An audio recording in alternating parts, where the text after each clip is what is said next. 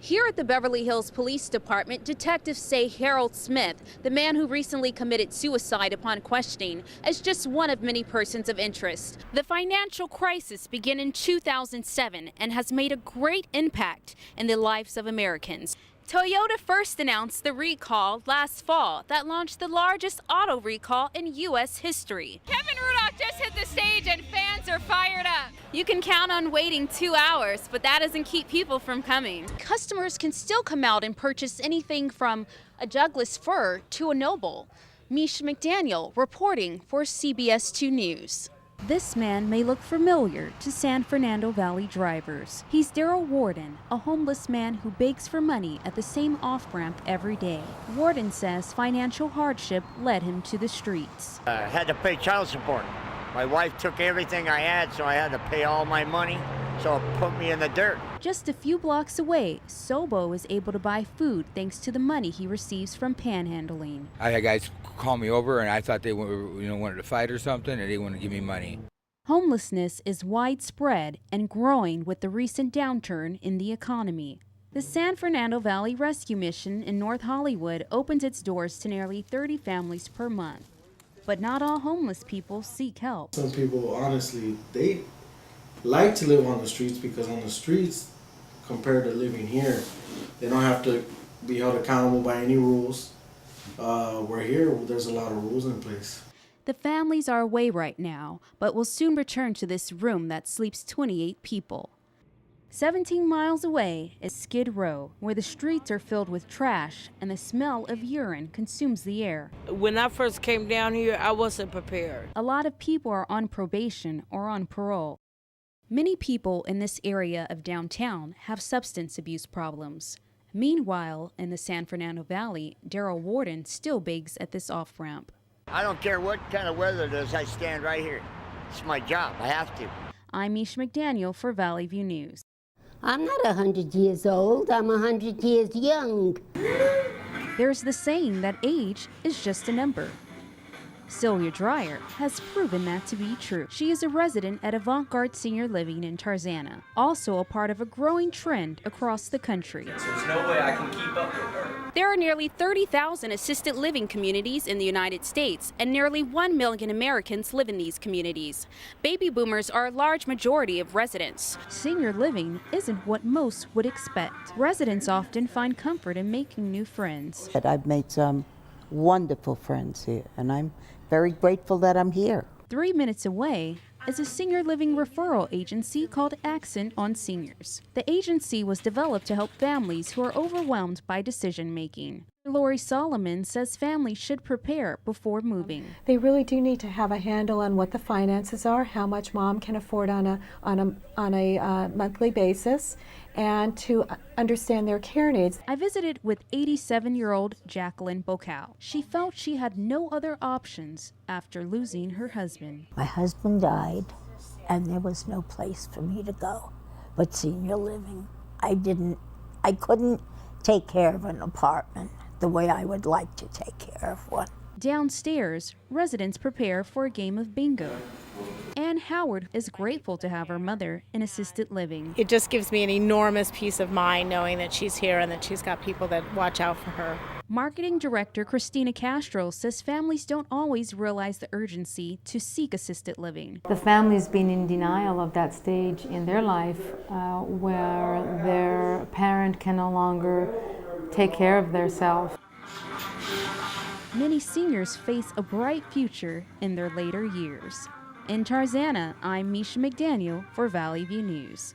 Northridge Toyota, this is Renee. How may I connect your call?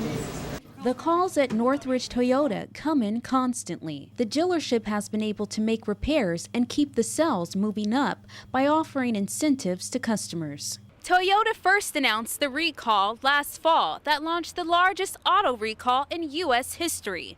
The recall comes after acceleration problems resulting in fatalities. This worker is grinding an accelerator. More than 2 million cars were recalled to correct the sticking accelerator pedals. Some customers are still loyal. I don't know what all the hype's about. I think the car's great. I've never had a problem with it, and I'd probably get another one. Other Toyota customers say they're saving money. This car spent under $1,000 for the entire year. General Manager for Northridge Toyota, Sam DiMaggio, says a lot of customers were worried about their cars when the recall was initially announced, but they soon regained their trust after the swift response. Sales has picked up. Matter of fact, over the course of the last 30 days through the month of March, we've seen an increase of about 28% in new car volume versus March of last year. Toyota can only hope that they've solved the problem and there'll be smooth driving ahead. In Northridge, I'm Mesha McDaniel for Valley View News. On any given day of the week, you can drive down North La Brea in Los Angeles and this is what you'll see. A line of people waiting to eat Pink's world-famous hot dogs. The aroma of fresh chili and hot dogs fills the air. The eatery opens at 8:30 in the morning, and the line remains until closing at 2 in the morning. Pink's is a major attraction for residents and tourists. My favorite food group is hot dogs. I love hot dogs more than any kind of food in the world. I just love them. These are the best. You know, every time you come to Pink's, it's a special occasion, so it's worth the wait. Movie stars are also amongst the people who savor Pink's famous chili dogs. Many customers are returning visitors, and others are here for their very first time. People travel from different parts of the world, and some arrive in true Hollywood style. We have some visitors in from Michigan, and it's world famous, so we had to come for a hot dog. The hot dogs are for people of all ages. It's my father-in-law's birthday, and he wanted Pink's for his birthday, so we're here. After 70 years in business, Pink remains to be a big hit in Los Angeles in spite of the economy.